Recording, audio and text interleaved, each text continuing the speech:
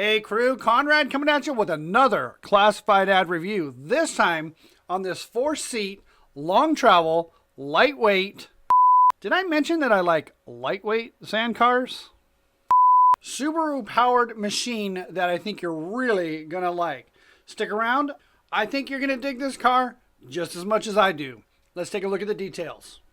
Looks like this car is brought to you by a Sandcar Buy-Sell crew member, Fast Tony Gonzalez. He is based out of Las Vegas, Nevada. He is asking $17,000 for this Sandcar. He's got a flatbed trailer as well we'll take a look at. If you'd like the trailer, $18,500 total package deal. No trades, cash only.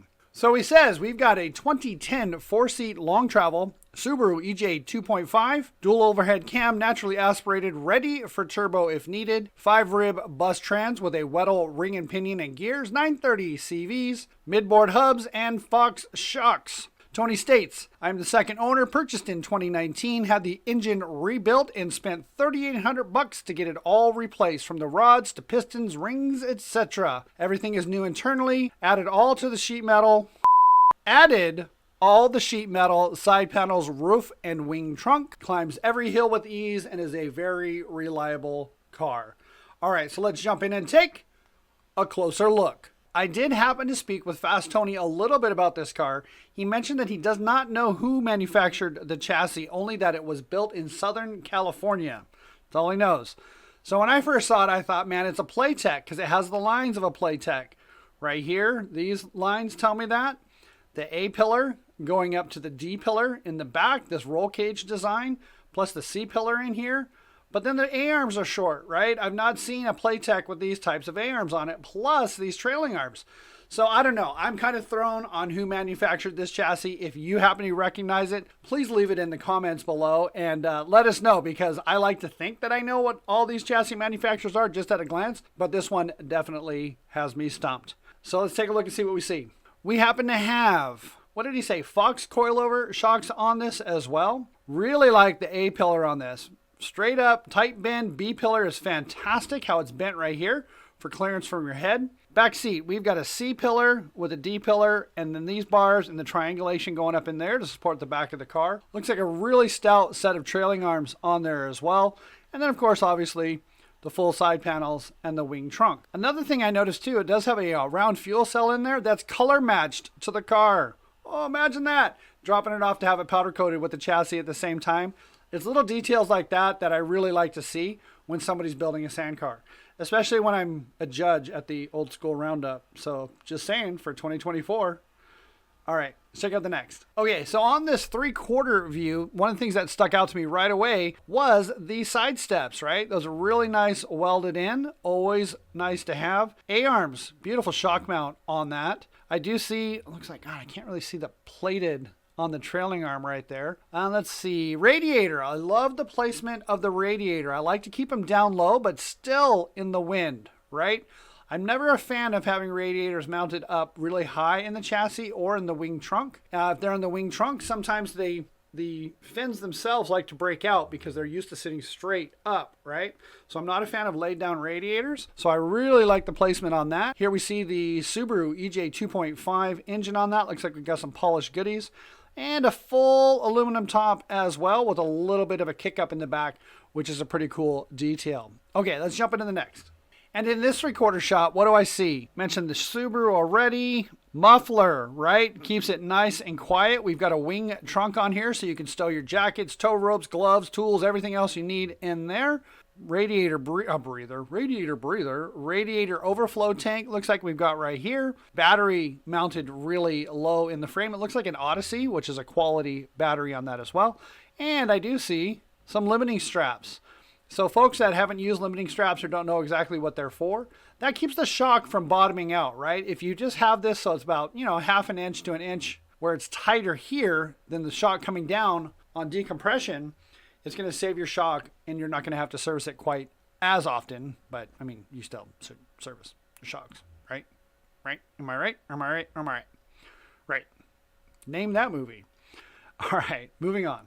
Now, here's a really nice coming at you shot out in the dunes. And again, I don't know, man. It's like It's so reminiscent of a Playtech, and I'm almost sold that it's a Playtech, but then I'm not. I'm like, okay, I don't know. I geek out on that stuff. When I look at the lacing that comes up here to the A-pillar and the lacing that comes down here, Playtech as well as Suspensions Unlimited were really hot on that design back in the 90s and the 2000s, and I particularly love it.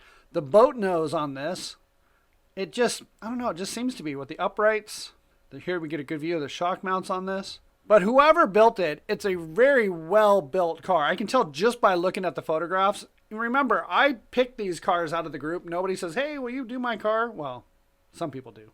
But I typically pick these out. What do we have? Again, some small lacing up here, which I always like the little extra details on those. We've got an LED light bar across the top. There's that rear view mirror. A couple of laser star lights up top and down below as well. Looks like we've got a pod light, something, what is that, like 6-inch wide maybe, light in there. Check out the C-pillar, right? Remember when I was talking about the safety for your passengers? Drivers, it's really far away. Passengers, it's really far away as well. So, you want to have that because a lot of these cars, that B-pillar, that C-pillar is really close to your head. You need to be really careful and wear a helmet, right? Okay, moving on. Okay, so this gets us an idea of the interior, right? So what do I see on this? Real nice set of suspension seats with headrests. Can't really see what we've got for seat belts, but I'm sure matching, right? Leather steering wheel, nice console with a full array of gauges on that. Here we get an idea of the top that you see, full length top on there. Beautiful set of tubular trailing arms, so we can see that 5-rib bus box poking through as well. And again, I'm going to mention to you guys, because there's some back and forth on a bus box versus an upgraded version, right?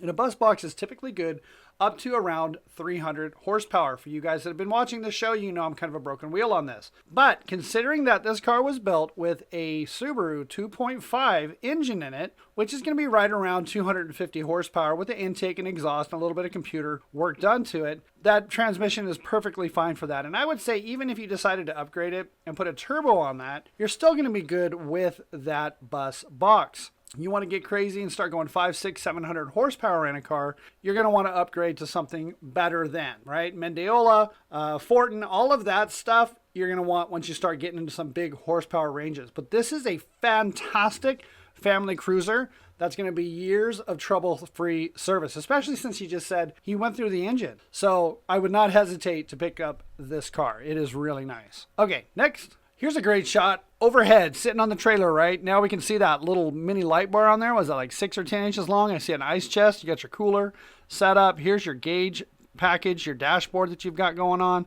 I do see what looks like probably a CNC or a Neil pedal assembly with a separate gas pedal. Never been a fan of the one that has the gas pedal built in. I always like a flat gas pedal, right? Steering on this, look at where the U-joints are. Keeps it right up out of the way. Really, really nice on that as well. Here we can see the harnesses. What does it say? RJS. Quality harnesses on that. And I do see the crotch strap on there. Thank you, Fast Tony, for putting the crotch straps in. Anyway, you guys know. If you watch the show, you know. We've got some nice paintwork up top that we couldn't see before. Otherwise, next. Now, if you know me, you know that I particularly enjoy night rides. A lot of people don't, right? Because bad stuff happens at night. You can't really see where you're going. You crash, you break suspension parts off. But to me, as long as nobody's hurt, that's all part of the fun and it's all part of the challenge of getting a car back to the campground at night, right? There's lots of memories made, lots of laughs, lots of anger. It just, I don't know. It's turmoil, but it's fun.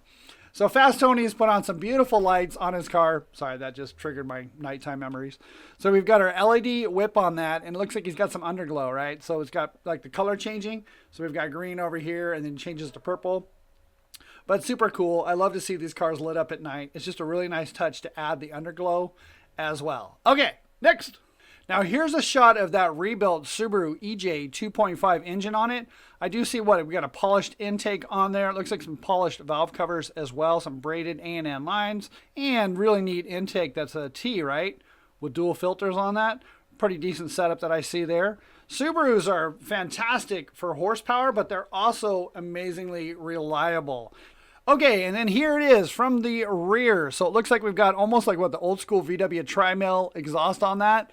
That is pretty cool. I see a really nice set of disc brakes. We can see the trailing arms again. Looks like they're plated on the top. Super nice setup. Nice alternator, some paint detail to match as well. We've got those braided lines that you see on there. Looks like some little tiny LED lights under there, tail lights. That's pretty cool. And that's about all I see. Let's check out the trailer. So what did he say? $17,000 for the car itself, and if you want to throw in an extra $1,500, you can take it on home with this dual axle trailer. This is a really nice setup, right? I like that the axles are far back on this because when you've got the rear engine cars, the wheelbase, everything fits on this really well. You shouldn't have any issues with the trailer swaying. It looks like it's a really nicely built dual axle trailer. Here you get an idea of the railing that's on there. Throw your gas cans and everything, so forth. Chrome wheels. I don't know. I guess pretty standard fare for a trailer, but he will include that as well for a full price offer. Well, I don't know. Maybe you can negotiate it. Hit him up. See what he says. Next. All right, crew. I guess that's pretty much all I have on this 4C car. Again, I mentioned earlier, I really like lightweight cars, and overall, you can't beat it, right? With the single shock on there, just a full set of aluminum wheels, bus box, Subaru, years of trouble-free fun, right? Very lightweight. The car's not going to want to sink. It's a driver's car. You just get in it and have a great time. I would highly recommend you reach out to Fast Tony. See if he might even meet you in Dumont, right? Because he's out in Vegas. What's Dumont from Vegas? Hour and a half? Lucky. But anyhow, it's a beautiful machine. I wouldn't hesitate. All right, so let's go ahead and finish this up. If you enjoyed the content, please consider subscribing to the channel. There's boatloads more to come that you're really going to enjoy over the next season. Otherwise, that's all I've got. Thank you for watching. See you in the dunes.